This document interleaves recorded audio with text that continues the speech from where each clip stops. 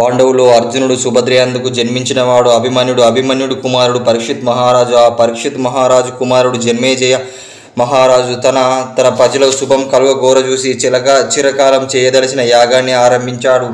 ఆ సమయంలో దేవతల కుక్క ఆమె సంతానము సరమేయుడు ఆ కుక్కపిల్ల దేవలోకం నుండి భూలోకానికి విహారానికి వచ్చారు. అలా తిరుగుతుండగా జనమేజయ మహారాజు తమ్ముళ్ళైన శృతసేనుడు, భీమసేనుడు, ఉగ్రసేనుడు అనువారు ఆ కుక్కపిల్లను కొట్టారు. అప్పుడు ఆ కుక్కపిల్ల ఏడుస్తూ తన తల్లి వద్దకు పోయెను. దాని తల్లి సరమ తన పుత్రరాజ్యము నీ సోదరుడు కారణంగా కొట్టారు అని కోపించి యజ్ఞభూమికి వచ్చింది. జనమేజయ రాజు వద్దకు చేరింది. నీ సోదరుడు నిరపరాధైన నా పుత్రుని నిష్కారణంగా మూగ జాలి లేక హీన వివేకులైన వారు నా కొడుకును కొట్టారు. ఇట్లా నిష్కారణంగా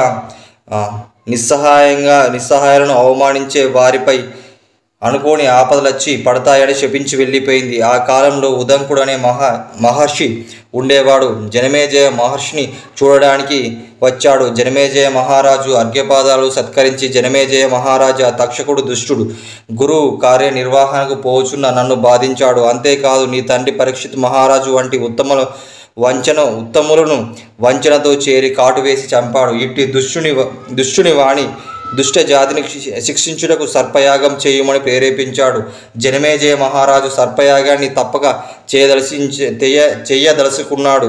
యజ్ఞానికి ప్రారంభించాడు. ఇట్టి పరిస్థితుల్లో తక్షకుడు భయపడి ఇంద్రుని చేరి రక్షించమని ప్రార్థించాడు. నాగమాత కద్రువుకు ఇచ్చిన శాపం ఇలా జరిగింది అని ఇంద్రుడు చెప్తాడు. జరత్కారువు పుత్రుడైన ఆస్తికుని ప్రభావం తెలియజేసి ఇంద్రుడు అభయం ఇచ్చాడు.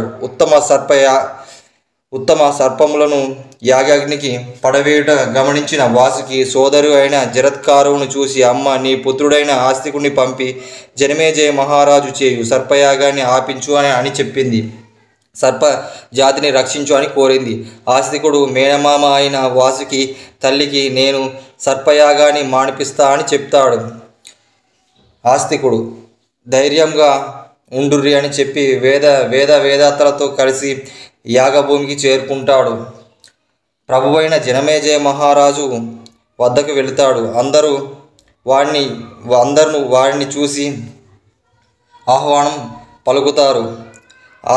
ఆస్తికుడు రాజా, చంద్రవంశానికే అలంకారమైన నీవు నీ ధర్మ పాలన చేసే నీ ప్రజలు సంతోషపరచుటకే గాక పూర్వీకులైన ధర్మరాజు పోలిన గుణాలు ఇట్టి నీ పాలన అందరూ సంతుష్టులై ఉన్నారు. నలమహారాజు యజ్ఞాన్ని, ధర్మరాజు రాజసు యాగాన్ని, బ్రహ్మ యజ్ఞాన్ని, వరుణ యజ్ఞాన్ని, శ్రీకృష్ణ యజ్ఞాన్ని, చంద్రయజ్ఞాన్ని సమానులైన మహిమ కలిగి ఉన్నవారు అని జనమేజయ మహారాజును వారి వంశాన్ని యజ్ఞాన్ని చేసే యజ్ఞికులను అందరినీ గొప్పగా పొగిడాడు. ఆస్తికుడు అనుభవమునకు మాటలు నేర్పునకు రాజు సభ్యులందరూ పరవశితులయ్యారు. రాజు ఆస్తికుడిని గౌరవించి నీకు ఏం కావాలో అని కోరుకోమన్నాడు. అప్పుడు ఆస్తికుడు అభిమన్యుడు కులముకు జనించిన సత్యవాక్య పాటించు జనమేజయ మహారాజా, నీవు కోపాన్ని విడిచి దయావంతుడువై సర్పయాగాన్ని మానుపు, సర్పజాతి రక్షించుడు అని కోరెను. సభలో అందరూ సర్పయాగాన్ని ఆపివేశారు. జనమేజయ మహారాజుకు ఇచ్చిన మాట లోబడి సర్పయాగం మానేశాడు. జనమేజయ మహారాజు సౌజన్యమునకు ఆస్తికుడు సభ్యులతో సంతోషించిరి. ఋత్వికులు బలవంతంగా రప్పించడానికి తక్షకుడు ఆకాశ భాగాన గిరిగిరి తిరుగుతూ ఉన్నాడు. యాగము మానివేయుట తక్షకుడు రక్షింపబడ్డాడు. మిగిలిన సర్ప జాతి రక్షించబడ్డాది. తర్వాత ఒకప్పుడు వ్యాస మహర్షి జనమేజయుని చూడవచ్చాడు. జనమేజయుడు ఆ మహర్షిని పూజించి తన పూర్వీకులైన పాండురాజు చరిత్రను చెప్పమని కోరాడు. వ్యాస మహర్షి తన శిష్యుడైన వైశంపాయుడు జనమేజయునికి శ్రీ మహాభారత కథ చెప్పుమని ఆజ్ఞాపించి వైశంపాయునికి చెప్పి వెళ్ళిపోయాడు. వైశంపాయుడు మహర్షి ఇట్లా పలికాడు. రాజు వినుము, పూర్వము ఇక్ష్వాకుల వంశంలో మహాభీషుడు రాజుగా జన్మించాడు. అతడు మిక్కిలి ధార్మికుడు. వేల కొద్ది అశ్వమేధ యాగాలు, వందల కొద్ది రాజసు యాగాలు చేసి దేవతల్లో మిత్రుడై మరణించి దేవతల లోకం చేరాడు. దేవర్షితో కలిసి బ్రహ్మను సేవించాడు. ఆ సమయంన గంగానది శ్రీరూపాన్ని దాల్చి ఆ సభకు వచ్చింది. అప్పుడు వీచిన గాలికి ఆమె ధరించిన వస్త్రము తొలగిపోయిన. సభ్యులు ఆ దృశ్యము చూడలేక తల వంచుకున్నారు. కానీ మహాభీషణుడు మాత్రం అభిలాషతో ఆ దృశ్యాన్ని చూచెను. బ్రహ్మ మహాభీషుని పరిస్థితిని చూసి గుర్తించి, దేవలోకంలో చేరి మనుషుని వలె ప్రవర్తిస్తున్నావు, అందుకొరికి నువ్వు మనిషి భూమిపై జన్మింతువుగాక అని శపించాడు. అప్పుడు మహాభీషుడు బ్రహ్మవాక్కు నమస్కరించాడు. ప్రభువు, భూలోకంలో రాజస్సుల్లో ప్రతీపుడు మాత్రమే పుణ్యశాలి, అట్టి వానికి పుత్రుడిగా జన్మించుతా అని అంటాడు. అప్పుడు బ్రహ్మ సదాస్తు అని చెప్తాడు. మహాభీషుడు ప్రతీపుడి కుమారుడిగా శాంతనుడిగా జన్మిస్తాడు. గంగానది సభ నుండి తిరిగి వచ్చి మహాభీషుని తలుచుకొని వాని యందు అనురాగాలు కలిగి ఉంటుంది. అప్పుడు వశిష్ఠుడు కామధేనువును అష్టవసువులు అపహరిస్తారు. అష్టవసువులకు వశిష్ఠ మహర్షి ఇలా శపిస్తాడు, మీరు ఇక నుండి భూమిపై జన్మించి కష్టాలు పడుదురుగాక అని శపిస్తాడు. వారు ఆ శాపంతో విచారంగా నడుస్తూ ముందుకు వెళ్ళిపోతూ ఉంటారు. మార్గమధ్యంలో గంగాదేవి అష్టవసువులను చూసి ఇలా అడుగుతుంది, మీ విచారానికి కారణం ఏమిటి అని అడుగుతుంది. వశిష్ఠునికి మరియు అష్టవసువులుగా జరిగిన సంగతి మొత్తం అష్టవసువులు గంగాదేవికి చెప్తుంది. గంగాదేవి, నీకు కూడా బ్రహ్మదేవుడు భూమిపై జన్మిద్దుగాక అని శపించాడు కదా, నీ గర్భాన మేము 8 మంది అష్టవసువులను జన్మిస్తాము, కానీ మేము భూలోకంలో చాలా కాలం జన్మించలేము. నువ్వు మమ్మల్ని జన్మించిన వెంటనే నీ గంగా నదిలో పారవేయు అని అంటారు. అప్పుడు గంగానది దానికి అంగీకరిస్తుంది. అలా వారిద్దరి మధ్యలో ఒక ఒప్పందం కుదురుతుంది. ఆ ప్రకారం గంగానది 8వ సంతానమైన భీష్ముడు చిరకాలం జీవిస్తాడు.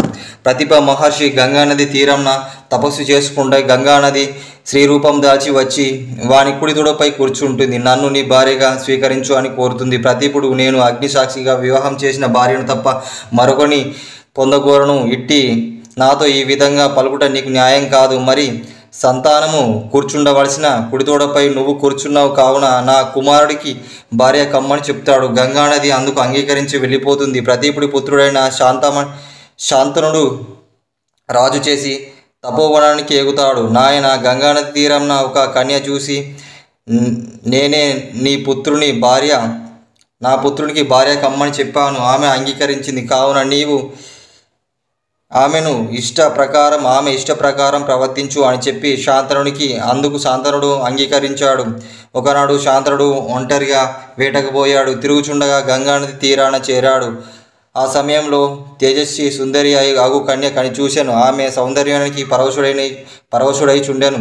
ఆ కన్య వారిని చూసి ముగ్ధురాలై ఉండెను. ఈ విధంగా ఇద్దరు పరస్పరం అనురాగాలు రాజు, నన్ను భారీగా స్వీకరించినచో నాకు ఇష్టమైనది నేనేమి చేసినా అభ్యంతరం చెప్పరాదు అని చెప్పాను.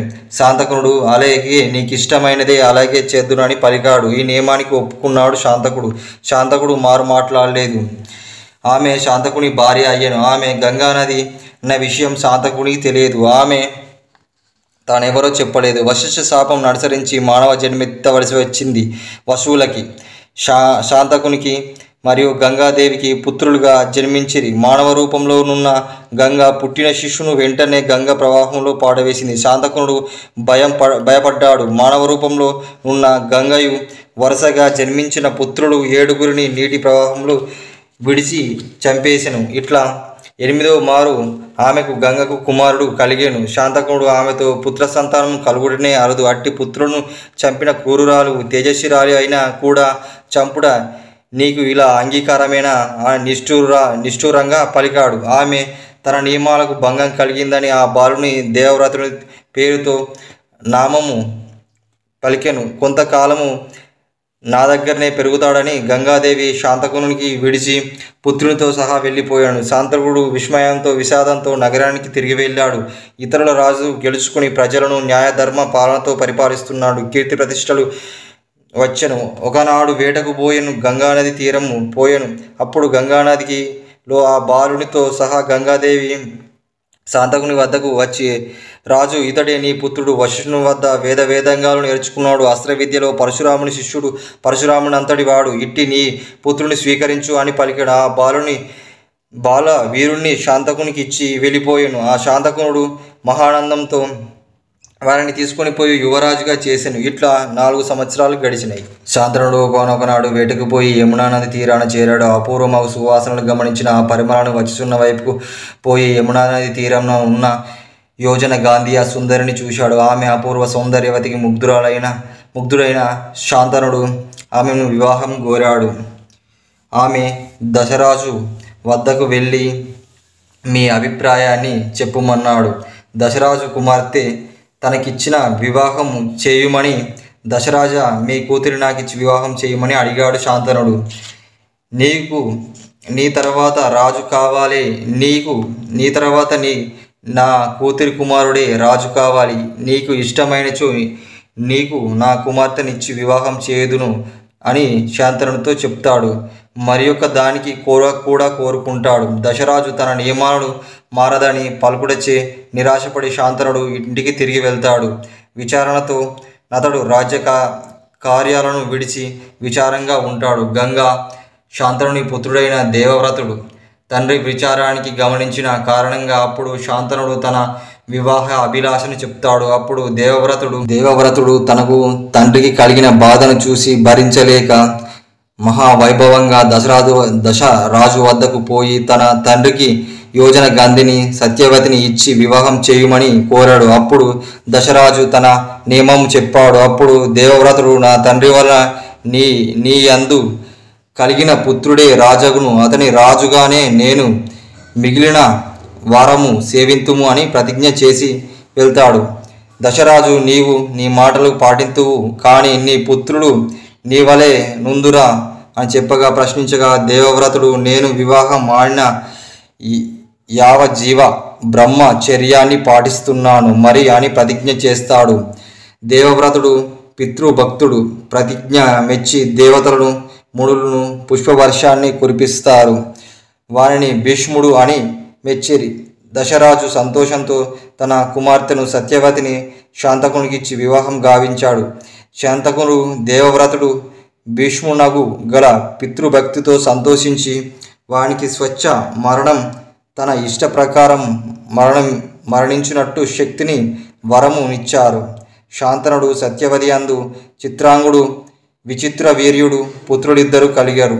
శాంతనుడు మరణించాడు. భీష్ముడు భక్తి శ్రద్ధలతో తండ్రి పరలోకానికి వెళ్ళే సమయానికి ఆ సమయంలో కార్యక్రమాలు అన్నీ పూర్తి చేశాడు.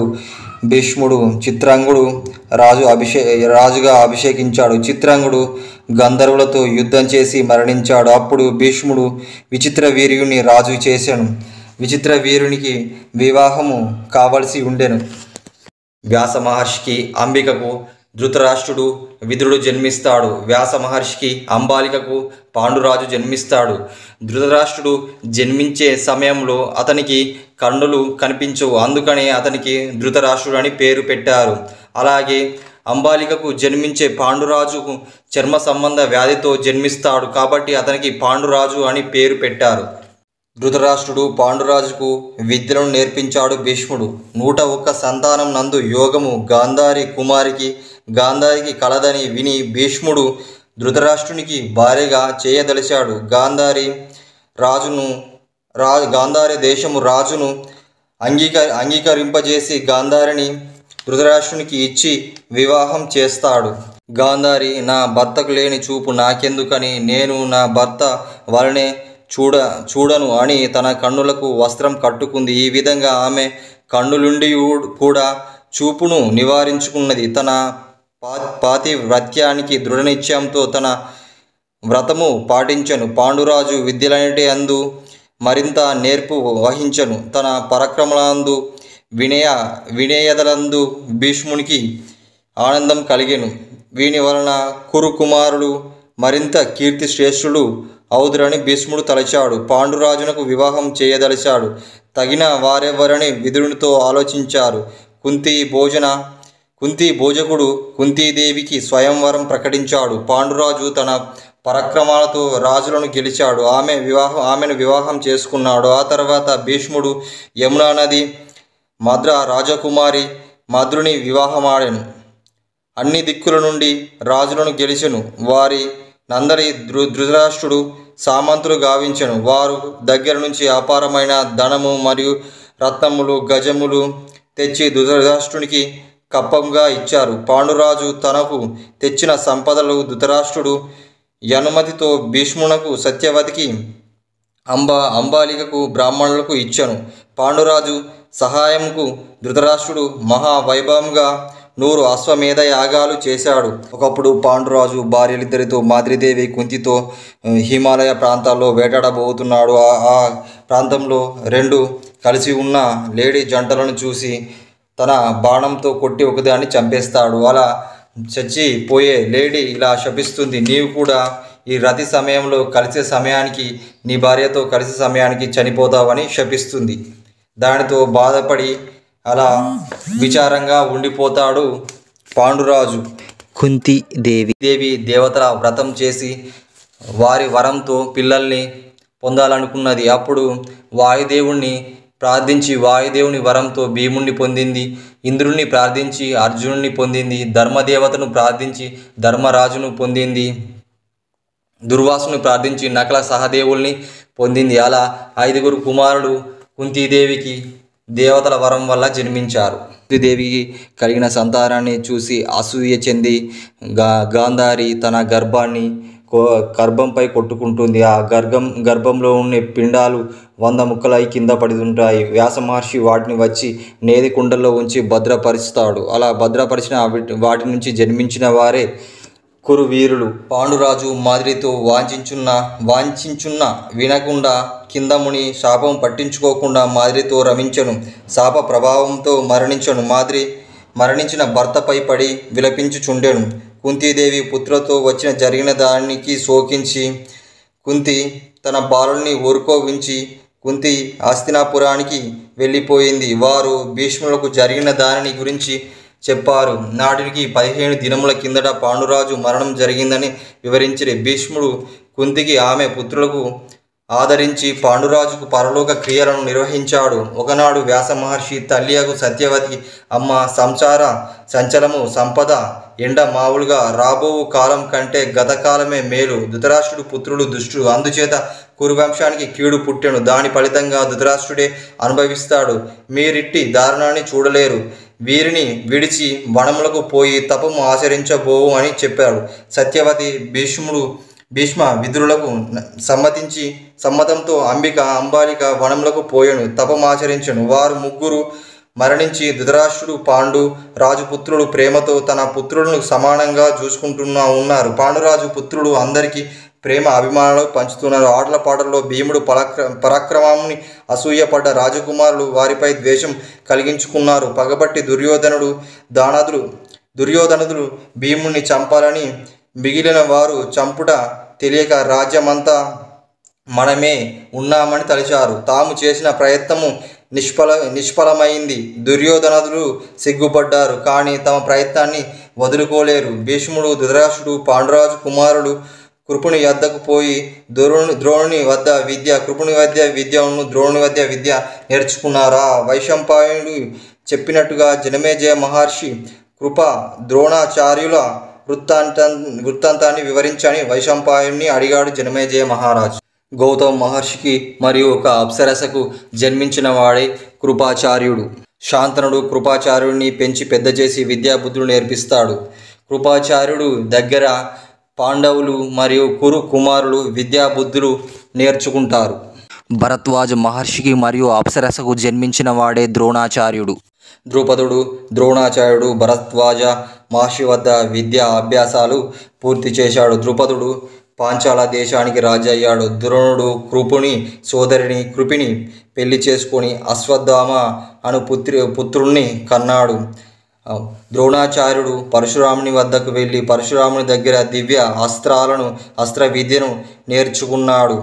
ఒకరోజు ద్రోణాచార్యుడు తన బాల్య స్నేహితుడైన పాంచాల దేశపు రాజు అయిన ద్రుపదుని దగ్గరికి వెళ్ళాడు. నేను ద్రోణుడను, నీ బాల్య స్నేహితులను గుర్తుపట్టావా అని ప్రేమతో స్నేహంగా పలికాడు. ద్రుపదుడు రాజుగా గర్వించి పొమ్మని నిష్ఠూరంగా అన్నాడు.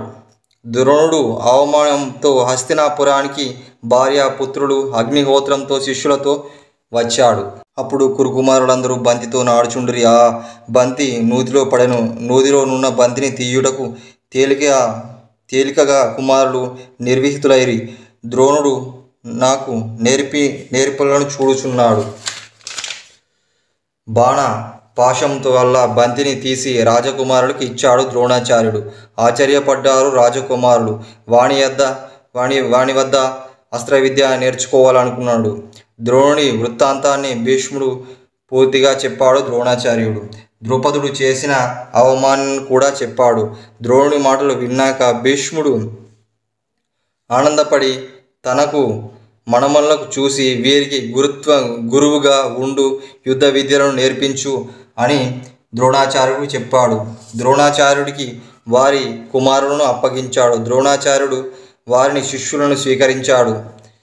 పాండవులు మరియు కురుకుమారులను శిష్యులుగా స్వీకరించాడు. వారికి విలువిద్యలను నేర్పించాడు. అర్జునుడు అస్త్రశస్త్ర విద్యలో పరిణామ నొందెను.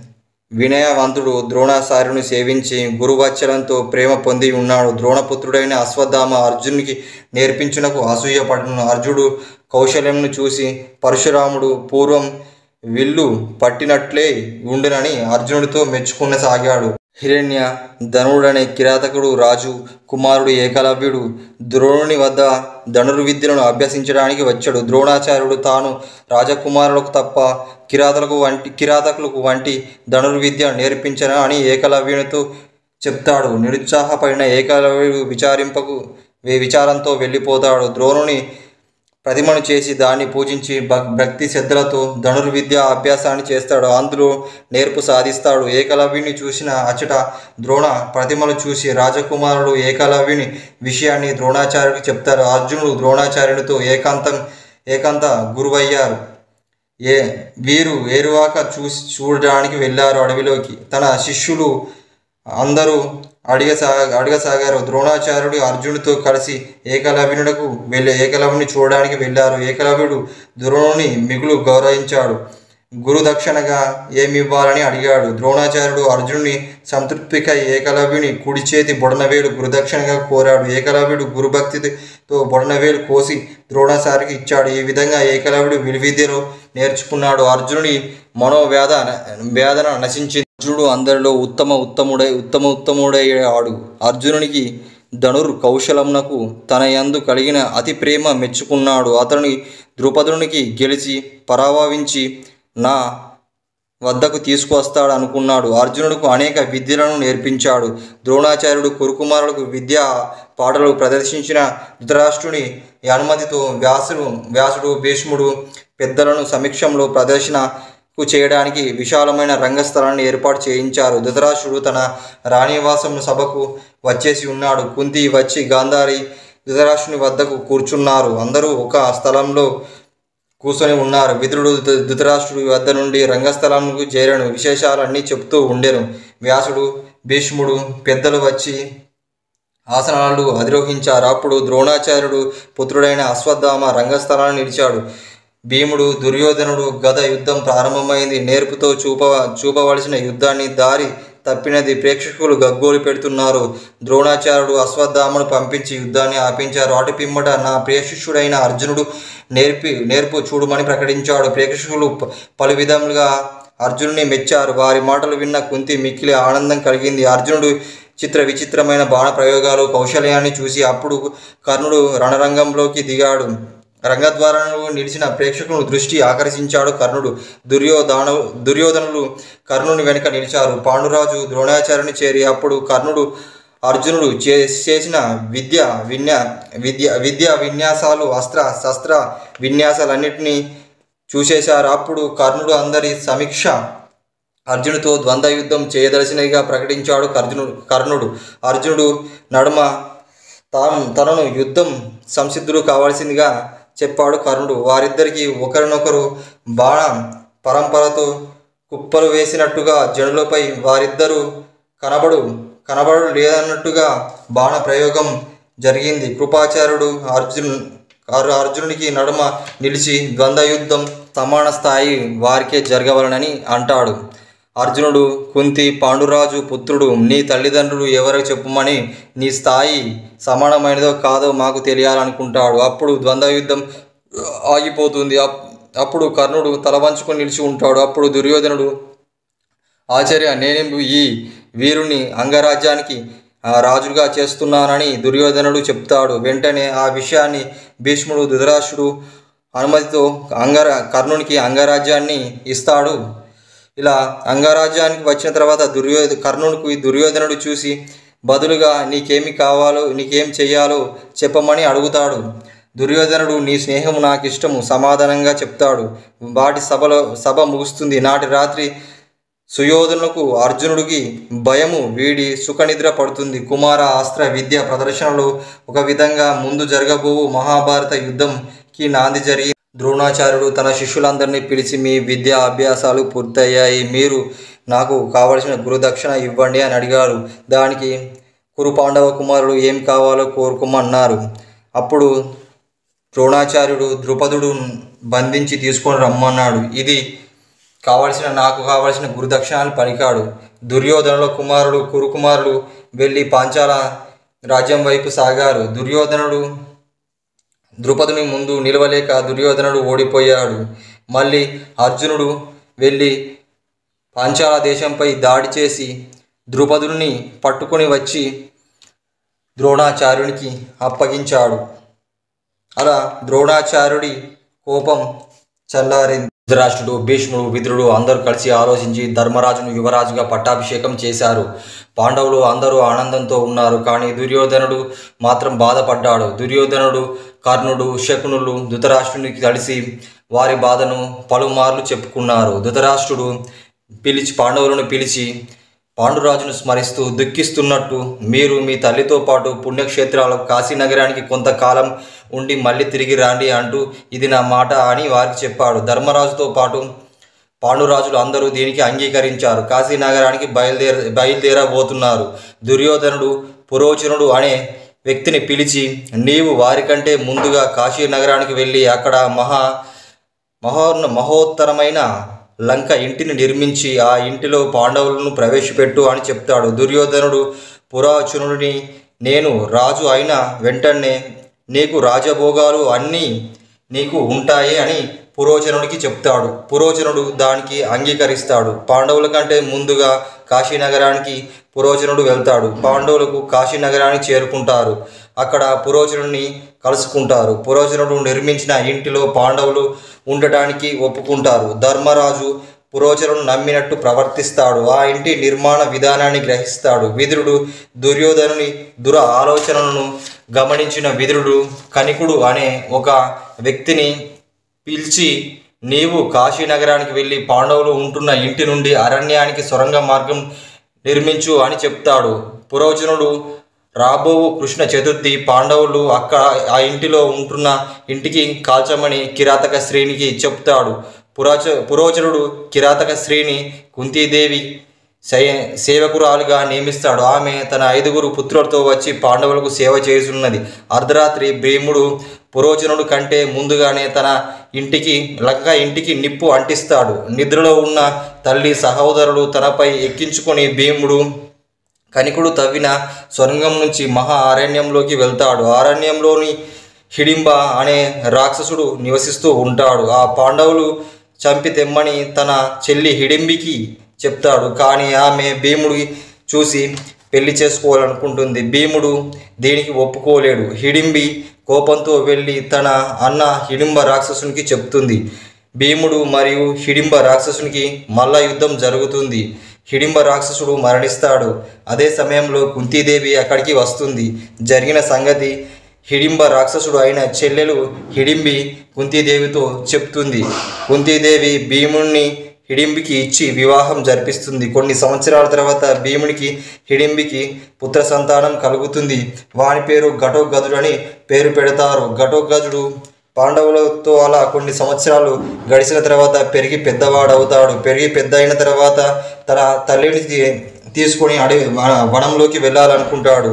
మీకు ఎప్పుడు అవసరమున్నా నన్ను తలుసుకొర్రి, వెంటనే నేను అక్కడికి వస్తానని చెప్తాడు. పాండవులు అలా కొంత దూరం ప్రయాణించి చక్రవాకపురం అనే రాజ్యానికి చేరుకుంటారు. ఆ రాజ్యంలో బ్రాహ్మణ రూపంలో వాళ్ళు పనిచేసుకుంటూ అక్కడే నివసిస్తూ ఉంటారు. ఆ ఊరిలో ఒక రాక్షసుడు అనుకోకుండా వచ్చి ప్రజలందరినీ బాధిస్తూ ఉంటాడు. ఆ ఊరి ప్రజలకు రాక్షసునికి మధ్యలో ఒక ఒప్పందం జరుగుతుంది. ఆ ఒప్పందం ప్రకారం రాక్షసునికి ఆహారంగా ఒక మనిషిని బన్యడు ఆహారాన్ని తీసుకువెళ్లాల్సిందిగా ఉంటుంది. పాండవులు నివసిస్తున్న ఇంటి యజమాని దుఃఖిస్తూ ఉంటాడు. అప్పుడు కుంతీదేవి ఇలా అడుగుతుంది. యజమాని దుఃఖానికి కారణం మేమని అడుగుతుంది. దానికి ఇంటి యజమాని గ్రామ ప్రజలకు రాక్షసునికి జరిగిన ఒప్పందం ప్రకారం ఇలా అని చెప్తాడు. ఈరోజు మా ఇంటి వంతు వచ్చింది, అందుకే దుఃఖిస్తున్నాను అంటాడు. కుంతీదేవి నీవు బాధపడకు, నీ వంతుగా నా కుమారుడు భీమసేనుడు వెళ్తాడని చెప్తాడు. భీమసేనుడు బన్యుడు ఆహారం రాక్షసుని వద్దకు పంపిస్తుంది కుంతీదేవి. భీమసేనుడు మార్గమధ్యంలోనే బండిలో ఉన్న ఆహారం అంతా తింటాడు. రాక్షసుని దగ్గరికి ఒక్కడే వెళ్తాడు. రాక్షసుడు భీముడిని చూసి కోపం వస్తుంది. భీముడు రాక్షసుని మధ్యలో భీకరమైన యుద్ధం జరుగుతుంది. ఈ యుద్ధంలో రాక్షసుడు మరణిస్తాడు. ద్రుపదుడు అనే మహారాజు యజ్ఞం కుండల నుంచి జన్మించిన తన కూతురికి స్వయంవరం నిర్వహిస్తాడు. ఆ స్వయంవరానికి పాండవులు వెళ్తారు. ద్రుపదుడు స్వయంవరానికి వచ్చిన రాజులతో ఇలా చెప్తాడు. ధనస్సులో బాణం ఎక్కిపెట్టి క్రింద నీటిలో చూస్తూ పైనున్న మత్స్యయంత్రాన్ని కొట్టాలి అని చెప్తాడు. వారికి నా కూతురుని ద్రౌపదిని ఇచ్చి పెళ్లి చేస్తానని చెప్తాడు. ఈ స్వయంవరానికి కురుకుమారుడైన దుర్యోధనుడు, కర్ణుడు కూడా వస్తారు. అందరూ రాజులు ప్రయత్నిస్తారు, కానీ ఎవరు మత్స్య యంత్రాన్ని కొట్టలేకపోతారు. చివరికి బ్రాహ్మణ రూపంలో ఉన్న అర్జునుడు ప్రయత్నిస్తాడు, విజయం సాధిస్తాడు. ద్రౌపదిని అర్జునుడికి ఇచ్చి వివాహం జరిపిస్తాడు. విదురుడు పాండవుల జాడ తెలుసుకొని ధృతరాష్ట్రునికి భీష్మునితో పాండవులు రావలసిన సగం రాజ్యాన్ని ఇవ్వాలని కోరుకుంటాడు. దానికి ధృతరాష్ట్రుడు భీష్ముడు ఒప్పుకుంటారు. విదురుడు పాండవులను కలిసి ఉన్న శ్రీకృష్ణుని చూసి వారిని తిరిగి హస్తినాపురానికి తీసుకొని వస్తాడు. ధర్మరాజుకు పట్టాభిషేకం చేస్తాడు.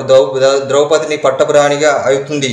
ద్రౌపదికి 5 కుమారులు జన్మిస్తారు. కృష్ణుడు అర్జునుడు ఒకరోజు అడవికి విహారానికి వెళ్ళారు. ఆ సమయంలో అగ్ని బ్రాహ్మణ రూపంలో అలసిపోయిన పరిస్థితుల్లో శ్రీకృష్ణుని వద్దకు వచ్చాడు.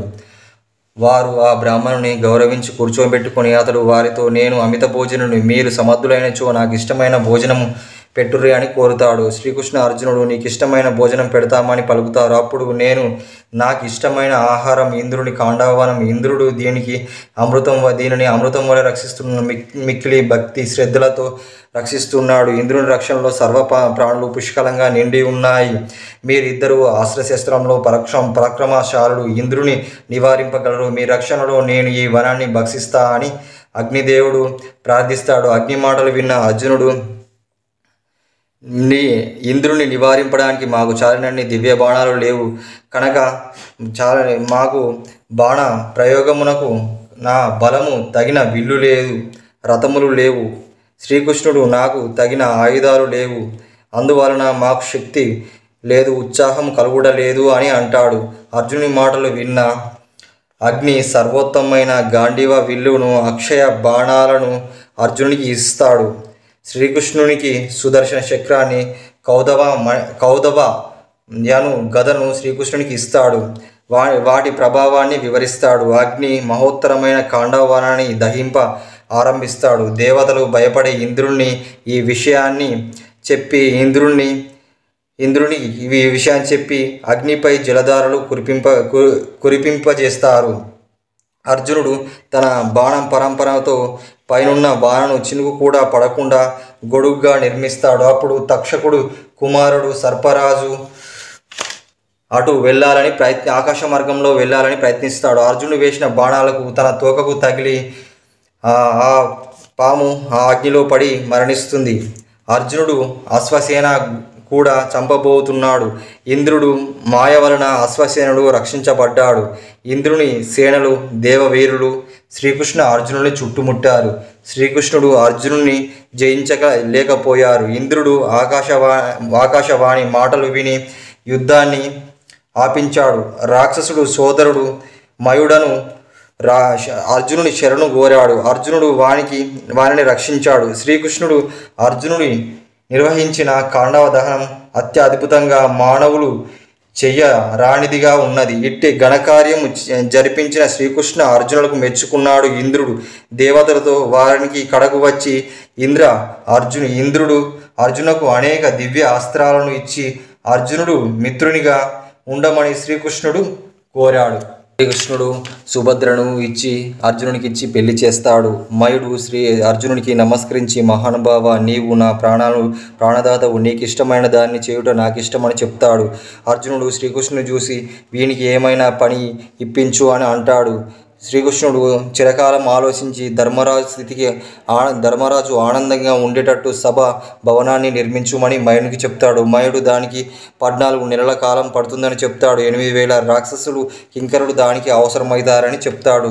ధర్మరాజు రాజసూయ యజ్ఞాన్ని ప్రారంభించుట. శ్రీకృష్ణుడు కురుక్షేత్రంలో రాజసూయ యాగాన్ని చేయుటకు నీవే సమర్థుడవని, తగినవాడివని, నీ సోదరులు మహావీరుడు జరాసంధుని గిరివజ్ర పట్టణంలో ఉన్నాడు. ధర్మరాజ, ముందుగా వారిని సంహరించు. వాని మరణం వలన నీ రాజసూయ యాగం నెరవేరుతుంది. ధర్మరాజ, నీవు సందేహింపకు, వారిని సంహరింపము అని శ్రీకృష్ణుడు ధర్మరాజుకు నాటి రాజుల పరిస్థితిని వివరిస్తాడు. జరాసంధుని వధకు ప్రోత్సహిస్తాడు. భీముడు, నేను, శ్రీహరి, అర్జునుడు జరాసంధుని వధకు వెళ్తాము అని చెప్తాడు. ధర్మరాజు, నీవు ఇక్కడ యాగాన్ని పూర్తి చెయ్యు అని చెప్తాడు. శ్రీకృష్ణుడు జరాసంధుని బలాలను వివరిస్తాడు. ధర్మరాజ, జరాసంధుడు భీముడు మల్ల యుద్ధంలో గెలుచును. అర్జునుడు రక్ష, భీముని బాహుబలం, నీతి బలం నీకు నీకు అసాధ్యం ఏదీ లేదు అని పలుకుతాడు. ధర్మరాజు అనుమతి ఆశీస్సులతో శ్రీకృష్ణుడు, భీమార్జునుడు జరాసంధ వధకు ప్రయాణమవుతారు. గిరి వజ్రంనకు చేరుతారు. జరాసంధుని గృహంలోకి ప్రవేశిస్తారు. నేనే శ్రీకృష్ణుని, ఇతడు భీముడు, ఇతడు అర్జునుడు, వీరిద్దరు నీ గర్వముని రాజులను విడిపించు మహావీరుడు, నీ దగ్గరున్న రాజులను విడిపించు మహావీరుడు. జరాసంధుడు ఆ మాటలకు జరాసంధునికి కోపం వచ్చింది. శ్రీకృష్ణునితో ఇలా అన్నాడు, మీరు ఏ ఆయుధంతో యుద్ధం చేయాలనుకుంటున్నారో కోరుకోమంటాడు. శ్రీకృష్ణుడు భీమునితో మల్ల యుద్ధం చెయ్యమని చెప్తాడు. భీముడు మల్ల యుద్ధానికి సన్నద్ధమవుతాడు. భీమసేనుడు జరాసంధుడిని ఒకరికొకరు తలపడతారు. ఒకరొకరు తీసి పోని వీరులే. శ్రీకృష్ణుడు భీమునకు ఉత్సాహం కలిగించదను. భీముడు మహాబల సంపన్నుడు. జరాసంధునికి ఎత్తి 100 మార్లు గిరిలో తింపినట్టుగా తింపి ఇసిరేస్తాడు. జరాసంధుడు మరణిస్తాడు. శ్రీకృష్ణుడు మగధ దేశ ప్రజలకు అభయమిచ్చాడు. జరాసంధుడు చెరలో నుండి రాజులందరినీ విడిపించాడు. శ్రీకృష్ణునికి కృతజ్ఞతలు చెప్పారు రాజులు. శరణు కోరిన జరాసంధుని పుత్రులకు సహదేవుడు అభయమిచ్చాడు. శ్రీకృష్ణుడు ధర్మరాజుకు వీడ్కోలు చెప్పి ద్వారకకు వెళ్ళిపోయాడు. ధర్మరాజు, భీముడు తూర్పునకు, అర్జునుడు ఉత్తరానికి, నకులుడు పడమరకు, సహదేవుడు దక్షిణానికి జైత్రయాత్రకు పంపెను. వారు అపారమైన సైన్యంతో తమకు నిర్దేశించిన దిక్కులను గెలుచుకుంటూ ప్రయాణమై వెళ్తూ ఉండిరి. అర్జునుడు ఉత్తర దిక్కున ఉన్న రాజులందరినీ గెలిచి ధనరాశుల్ని కానుకగా పొందిన వారికి ధర్మరాజు చేయు రాసు యజ్ఞానికి రండి అని చెప్పాడు. అపార ధన రాసులతో విచిత్రమైన వస్తువులతో ఇంద్రప్రస్థానానికి తిరుగు ప్రయాణమయ్యాడు. భీముడు తూర్పు దిక్కుకు వెళ్ళి అపార ధనరాశులను వివిధ సంపదలను గ్రహించి భీముడు ఇంద్రప్రస్థానానికి తిరిగి ప్రయాణమయ్యాడు. సహదేవుడు దక్షిణ దిక్కుకు వెళ్ళి పాండ్య, కేరళ దేశంను గెలుచుకొని లంకా నగరానికి పోయి విభీషణుడి నుండి సహదేవుడు ధనాన్ని కానుకలుగా గ్రహించాడు. ఇట్లో అపారమైన ధన సంపత్తిని సహదేవుడు ఇంద్ర ప్రస్థానానికి తిరుగు ప్రయాణమయ్యాడు. నకులుడు పడమర దిక్కు వెళ్ళి శ్రీకృష్ణుని ఆదరణ పొంది లెక్కకు మించిన ధనరాశులు తీసుకొని ఇంద్రప్రస్థానానికి వెళ్ళారు. నలుగురు తమ్ముళ్ళు తెచ్చిన ధన కనక వస్తువులు, వాహనాలు, సంపత్తిని ధర్మరాజు వరుణునికి మరియు కుబేరునికి మించిన వాడయ్యాడు. ధర్మరాజు దౌమ్య వ్యాస మహర్షికి అనుమతితో రాజసూయాగం చేయాలనుకున్నాడు. బంగారం, వెండి, రత్నాలు దక్షిణగా దానాలు ఇచ్చాడు. కృపాచార్యునికి జరగవలసిన పనులు విని పరిశీలించి నిర్ణయించుటకు భీష్మ, ద్రోణాచార్యులు అన్ని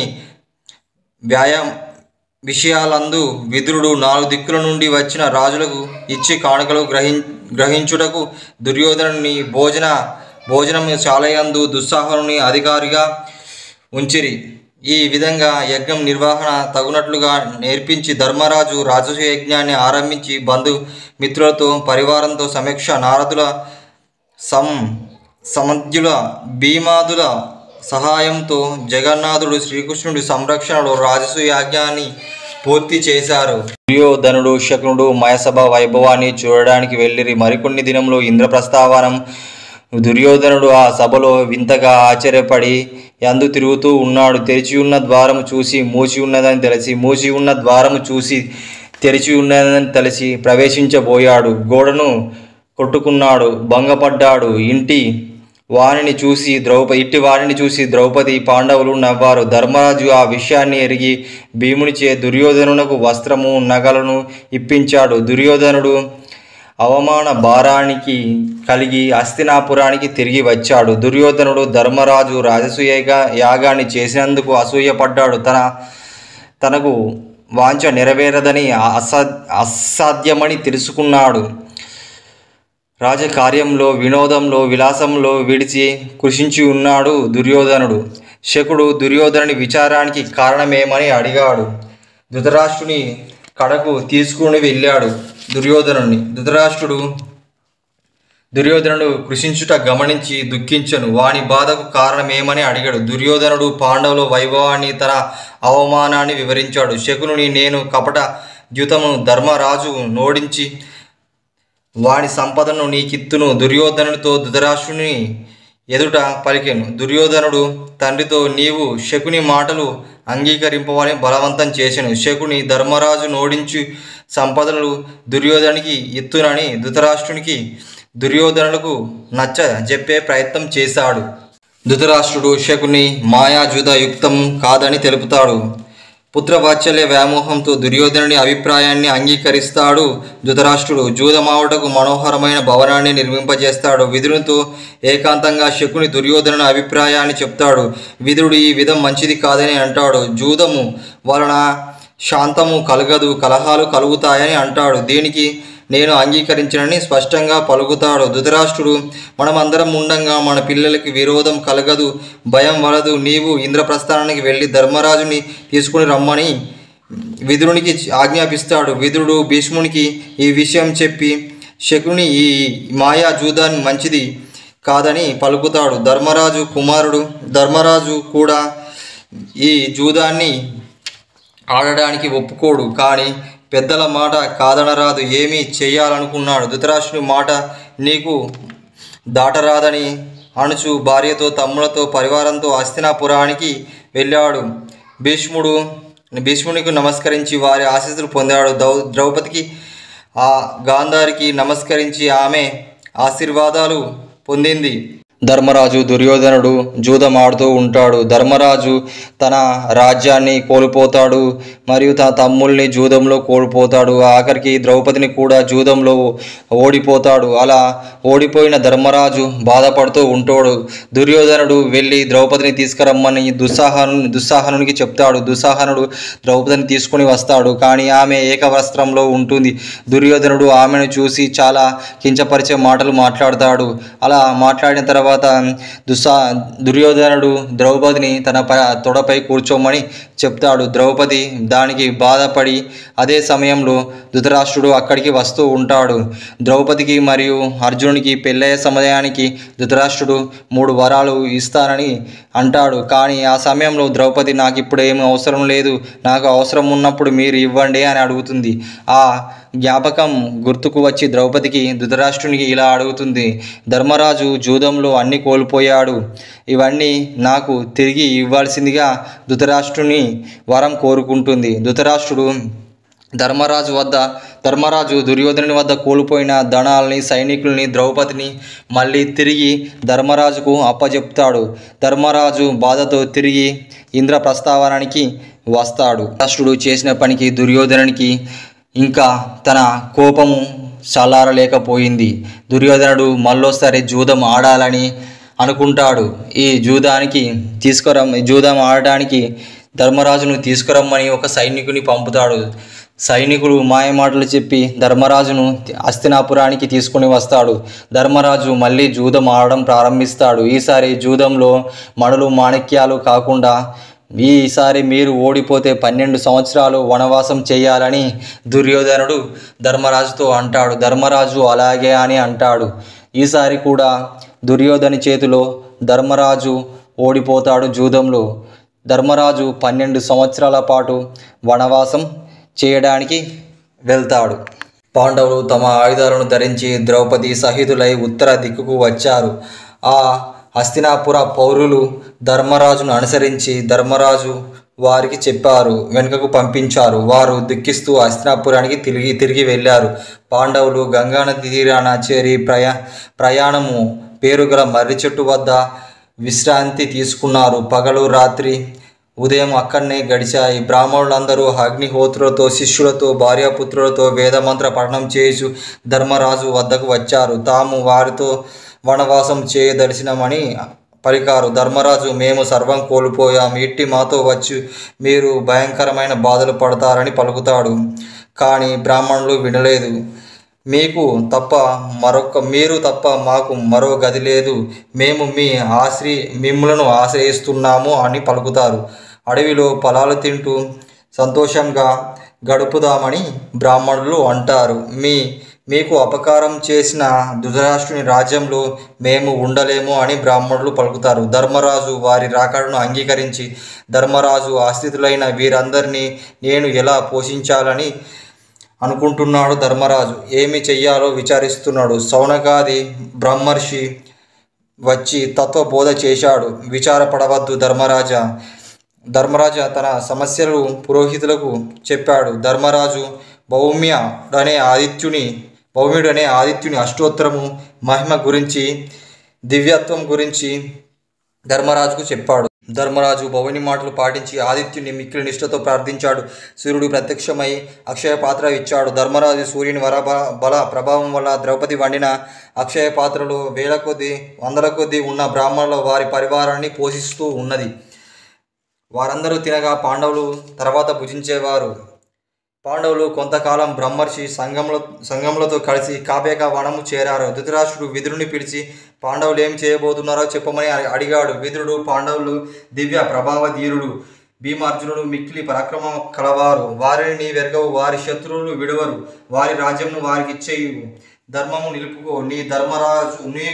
ధర్మరాజు బతిమిలాడి వాని కోపాన్ని పోగొట్టి వంశాన్ని గౌరవించు అని, కురువంశాన్ని రక్షింపు అని ధృతరాష్ట్రుని వేడుకుంటాడు విదురుడు. ధృతరాష్ట్రుడు కోపించి నీవు నా పుత్రుల ఔన్నత్యాన్ని సహింపవు, నీ సహాయం నాకు అక్కర్లేదు, పాండవుల వద్దకై ముచ్చటై ఉంటే పొమ్ము అని నిష్ఠూరంగా పలుకుతాడు. విదురుడు పాండవులు ఉన్న కావ్యక వనానికి పోయి పాండవుల వద్ద నివసిస్తూ ఉంటాడు. ధృతరాష్ట్రుడు విదురుని విడిచి ఉండలేక వాణ్ణి తీసుకురమ్మని సంజయునికి చెప్పి పంపిస్తాడు. సంజయుడు కావ్యక వనానికి వెళ్ళి ధృతరాష్ట్రుని మాటలు చెప్తాడు ధర్మరాజుకు. ధర్మరాజు విదురునికి చెప్పి ధృతరాష్ట్రుని దగ్గరికి సంజయునితో వెళ్ళుమని చెప్తాడు. విదురుడు ధృతరాష్ట్రుని దగ్గరికి సంజయునితో సహా హస్తినాపురానికి చేరుకుంటారు. కావ్యక వనంలో ఉన్న పాండవులను చూసి మైత్రేయ ముని ధృతరాష్ట్రుని వద్దకు వచ్చాడు. ధృతరాష్ట్రుడు ఆ మునికి నమస్కరించి మహాత్మా మీరు ఎక్కడి నుంచి వస్తున్నారని అడిగాడు. మైత్రేయుడు కావ్యక వనంలో ముని వృత్తిలో ఉన్న పాండవులను చూసి నిన్ను నీ పుత్రులను చూడవచ్చితిని అని సమాధానం చెప్పాడు. ధృతరాష్ట్రుడు సిగ్గుపడి తలవంచుకున్నాడు. మహాత్మా పాండవుల కుశలమేనా అని ప్రశ్నించాడు. మైత్రేయుడు అట్టి ధార్మికుడు నీ పుత్రులు నిష్కారణంగా అపకారం చేస్తున్నారని పలుకుతాడు. దుర్యోధనుడు చూసి అయ్యా నీ బుద్ధి కలవాడివైనచో పాండవులకు విరోధం మాను, ఇందువలన నీ కురువంశానికి శుభం కలుగును, నా మాటలు వినుము అని హితము ఉపదేశిస్తాడు. దుర్యోధనుడు ఆ మాటలు పట్టించుకోకుండా తొడలు చరుచుకొని నవ్వుతూ ఉంటాడు. మైత్రుడిని కోపగించి నీవు చేసిన ఈ దోషం వలన యుద్ధంలో భీముడు ఘాతకానికి నీ తొడ విరుగునుగాక అని శపిస్తాడు. ధృతరాష్ట్రుడు భయపడి మునీంద్ర నీ శాపము దయదలిచి ఉపసంహరించని ప్రార్థిస్తాడు. మైత్రేయుడు విని సమబుద్ధి కలిగిన వాడివైనచో నా శాపము వర్తింపదు, బుద్ధిహీనులవై ప్రవర్తించి నా శాపము వీనికి వర్తింపుతాయి అని అంటాడు దుర్యోధనునితో. మైత్రేయుడు వెళ్ళిపోతాడు. పాండవులు ముని ధర్మములను కావ్యక వనం నుండిరి. శ్రీకృష్ణుడు యాదవులను అందులో భోజనము శ్రీకృష్ణుడు యాదవులతో కలిసి కావ్యక వనాల్లోకి వస్తాడు. పాండవులకు జరిగిన అన్యాయము అవమానాన్ని వారికి మిక్కిలి కోపం వస్తుంది. శ్రీకృష్ణుడు నీ శత్రువే నా శత్రువు, నీవాడే నావాడు అని అర్జునుడితో అని మనసుకు నచ్చజెప్పుకొని పలికి ద్రౌపది కన్నీరు విడిచి తన బాధలను శ్రీకృష్ణునితో వెల్లడించుకుంటుంది. శ్రీకృష్ణుడు ఆమెను తీసుకొని సుభద్రను ఆమె 20 మంది ఆత్మీయుల పరివారంతో బ్రాహ్మణ సహస్ర అద్వైతంకి వెళ్ళిపోతారు. ఇట్టి సమయంలో వ్యాస మహర్షి వారి వద్దకు వస్తారు. ధర్మరాజు విచారంగా ఉంటారు. ధర్మరాజును చూసి వ్యాస మహర్షి నీ విచారాన్ని పోగొడతా అని చెప్తాడు. నీకొక విద్యను ఉపదేశిస్తా అని కర్తవ్యం చెప్తాడు.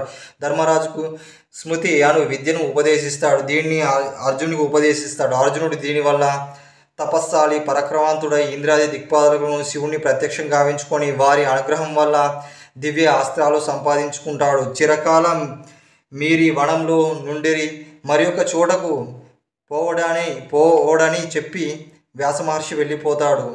పాండవులు అద్వైత వనమును విడిచి కావ్యక వనానికి వెళ్తారు. ఒకనాడు ధర్మరాజు అర్జునునితో నీవు ప్రతిస్మృతి నీ విద్యను గ్రహించిన తపమాచరించు దాని వలన వివిధ అస్త్రాలను సంపాదించు శివుని ఆరాధించు ఇష్టసిద్ధిని నొందు అని చెప్తాడు. ఆ దివ్య బలం వల్ల మరింత శివుడు పార్వతి కిరాత దంపతులుగా అక్కడికి వస్తారు. శివుడు కిరాత రూపంలో అర్జునుడి ఉన్న ప్రాంతంలో వేటాడబోతాడు. శివుడు రాక్షసుడు అయిన పందిని అర్జునుడి పైకి పంపిస్తూ ఉంటాడు. ఆ అర్జునుడు గాంధీవాన్ని మోగించి వేగానికి దానిపై బాణాన్ని ప్రయోగిస్తాడు. కిరాతకరాజు వారించుచున్న వినకుండా అర్జునుడు బాణం పందిపై ప్రయోగిస్తాడు. కిరాతకరాజుకు వేసిన బాణం అర్జునుని బాణమును దానికి 2 పక్కల తాకుతాయి. ఆ 2 బాణములు తాకిన ఆ పంది గిరిగిల్లు తిరిగి కింద పడుతుంది. ముకుడు తన రూపంలో అదృశ్యమవుతాడు. పంది కొట్టిన సందర్భంలో కిరాతకుడు అర్జునుని కలిగిన వివాదం యుద్ధమయ్యను. ఆ యుద్ధమునకు అగ్ని అక్షయ తూరిణములు బాణ శూన్యములకు అర్జునుడు ఆశ్చర్యపడి గాంధీవంతో కిరాతకును కొట్టబోతాడు. ఆశ్చర్యంగా గాంధీవం అపహరించబడుతుంది. అర్జునుడు కత్తితో కిరాతకుని కొట్టబోతాడు. అది కూడా వ్యర్థమవుతుంది. అర్జునుడు ఆ వనంలోని వృక్షాలు పెకిలించి కిరాతకునికి పై విసిరసాగాడు. అవి కిరాతకుని ఏమి చెయ్యలేకపోయాయి. అర్జునుడు తన ఆయుధాలన్నీ వ్యర్థమైపోయాయి. మల్ల యుద్ధంను ఆరంభించాడు. చూస్తుండగానే అర్జునుడు శౌర్యమును మెచ్చి పరమేశ్వరుడు కరబంధములను చిక్కిన అర్జునుడు మూర్ఛపోయాను. అర్జునుడు శౌర్యానికి మెచ్చిన పరమేశ్వరుడు వానికి కంట సాక్షాత్కరించాడు. నీకు ఏం వరం కావాలో కోరుకోమన్నాడు. సాష్టాంగ నమస్కారం చేసి పరమశివుడు బహువిధాలుగా స్తుతించాడు. పరమశివుడు వరాలు కోరుకోమన్నాడు. పరమశివ పాశుపత అస్త్రాన్ని ప్రసాదింపుము అని అర్జునుడు కోరాడు. శివుడు అస్త్రమును అనుగ్రహించాడు. అంతర్ధానమయ్యాడు. అర్జునుడు పరమేశ్వరుని అనుగ్రహం వలన వరం పొందినట్టు తెలుసుకున్న ఇంద్రుడు దిక్పాలకులు దేవతలు వారితో అర్జునుడి వద్దకు వచ్చి యముడకు తన దండము నిచ్చి వరుణుడు వరుణ పాశంతో వచ్చి కుబేరుడు కుబేరాస్త్రంతో వచ్చి ఇట్లా దేవతలందరూ తమ తమ అస్త్రాలతో అర్జునునికి ఇచ్చారు. ఒకనాడు భీముడు వేటకు పోయి ఒక కొండ చిలువకు చిక్కుతాడు. మహాబలవంతుడైన భీముడు కొండ చిలువ పట్టుకు బలహీనుడైపోతాడు. ధర్మరాజు భీముని వెతుకుతూ వచ్చి భీముని పరిస్థితికి చూసి బాధపడతాడు. కొండ చిలువతో ధర్మరాజు ఇలా అంటాడు, నీకు కావలసిన మాంసం నేను ఇస్తా, భీముని వదిలిపెట్టు అంటాడు. కానీ కొండ చిలువ నేను ఒక నహుషుడనే మహారాజును, అగస్త్య మహాముని శాపం వల్ల నేను నాకు కొండ చిలువ రూపం పొంది తిని అని చెప్తాడు. ఇలా నేను నా శాప విమోచనము జరగాలంటే నేను అడిగిన ప్రశ్నలకు సమాధానం చెప్పని అంటాడు. సరే అంటాడు ధర్మరాజు. కొండ చిలువ అడిగిన ప్రశ్నలకు సరైన సమాధానాలు చెప్తాడు ధర్మరాజు. సంతోషించిన కొండ చిలువ భీముని వదిలిపెడుతుంది. కొండ చిలువకు శాప విమోచనం జరుగుతుంది. నహుషుడనే రాజుగా మారుతాది.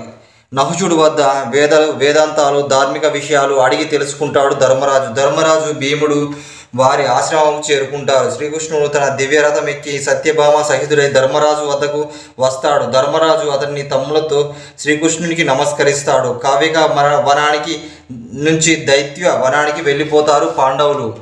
దుర్యోధనుడు ఈ విషయం తెలుసుకొని శకుని కర్ణులతో ఏకాంత ప్రదేశంలో కలుసుకుంటాడు. శకుని కర్ణులతో ఇలా పలుకుతాడు, మీరు అందరూ రథము గుర్రాలు వేసుకొని వైభవంగా పాండవులు నివసిస్తున్న వనంలోకి కొన్ని రోజులు నివసించడానికి వెళ్ళండి.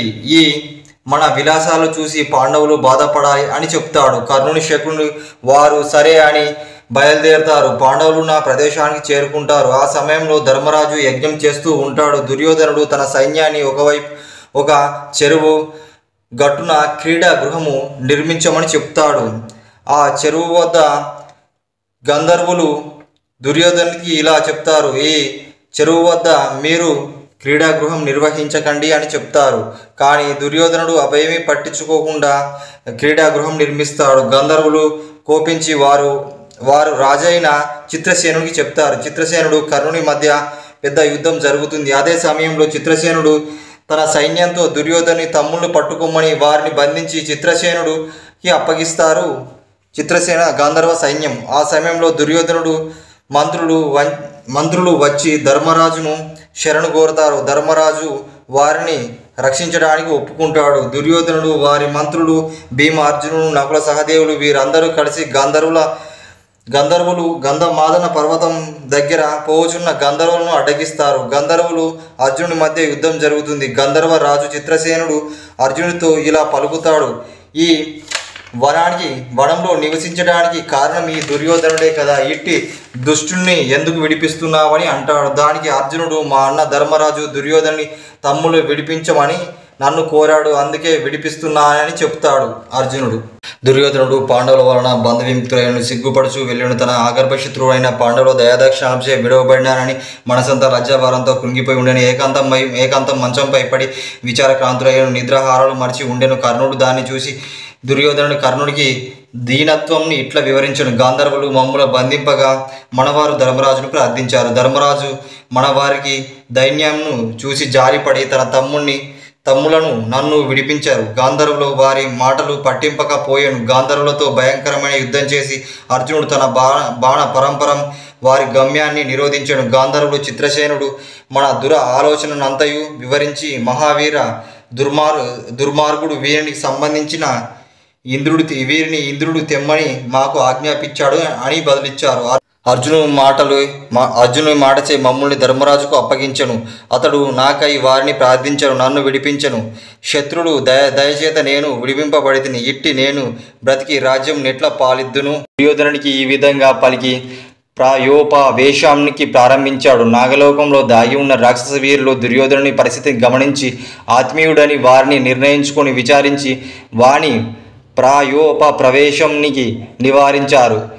కృత్య అణు శక్తిని పంపి దుర్యోధనుకు తమ వద్దను రప్పించారు. సుయోధనుడని అతన్ని ఆదరించాడు. నీ ప్రాయోపవేశంను మాను, నీ ఈ విచారాన్ని విడుము. నీకు పాండవులకు గల విరోధము కేవలము మీకు మీ రెండు పక్షాలకు అన్నదమ్ముల పిల్లలకు వచ్చిన విరోధమే కాదు, ఈ దేవతలకు దానవులకు విరోధము సుమ. దేవతలపై పగబట్టిన ఉన్న మాకు ఒక అవకాశం ఇచ్చి చూడు, మా నాయకుడు నీవే కావున మా మాట విను చెప్పగా ప్రాయోపవేశము మాని పాండవులను సంహరించు అని వారిని అనేక విధాలుగా ఉపదేశించారు. వాని శిబిరం విడిచి దుర్యోధనుడు జరిగిన దానికి ఆశ్చర్యపడును. ఇది అంతా స్వప్నమని తలచెను. రాక్షసు చెప్పినట్టు జరుగును. పాండవులు గెలిచిన దాన్ని తలుచుకొని పాండవులు గెలుచు ఉత్సాహము నాకెందుకని మహా వైభవంగా మిక్కిలి ఉత్సాహంతో దుర్యోధనుడు హస్తినాపురానికి చేరి దుర్యోధనుడు యాగాన్ని చేయవలనని ఉన్నదని దుర్యోధనుడు ధృతరాష్ట్రుడికి చెప్పాడు. వారి అనుమతితో శుభముహూర్తాన యజ్ఞాన్ని ఆరంభించాడు. దుర్యోధనుడు ఆరంభించిన వైష్ణవ యజ్ఞం నిర్విఘ్నంగా పూర్తి చేశాడు.